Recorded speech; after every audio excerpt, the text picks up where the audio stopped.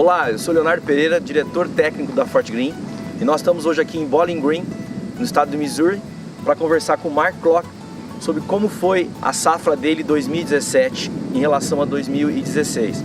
Mark, can you explain about your harvesting this year when you compare the last year, the average yield for corn and bean?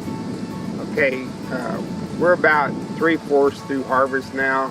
We had a little weather delay here, but yields on corn right now, our average is probably going to be in that 206 range. Last year we was probably in the 175 to 180 range, so the yields are good. We are on the soybeans. We had an exceptional year last year on soybeans, but we had a great soybean. Right now we're probably halfway through soybeans and our yields are probably mid-60s. So as a whole, over the whole field average is about mid-60s right now. So yields are great. So, when you look for the region of Missouri, what you can say about the average?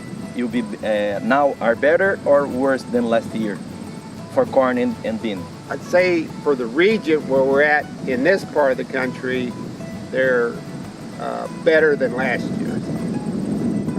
There's some, you get into north of us, they went through, there's some dry areas north of us, up into southern Iowa where they didn't have no rain. We had exceptionally good rains this summer. We turned off dry at the end, but north of us they had some dry this summer.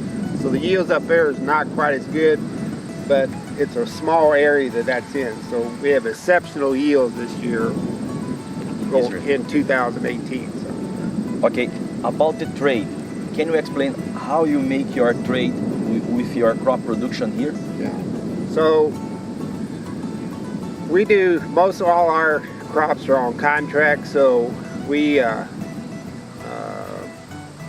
work during the summer, June, July, and some of them we even market out a year ahead of time. So we got corn sold for 2018 now, but all our grain, 100% corn and soybeans, was contracted on the river, Mississippi River, and so we're not storing anything this year.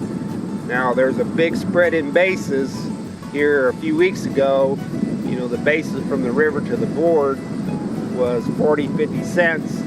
So if you didn't have it marketed, that grain is going to have to get stored. Now that's, I say 50% of the growers through this region probably marketed the grain and got it sold to the river.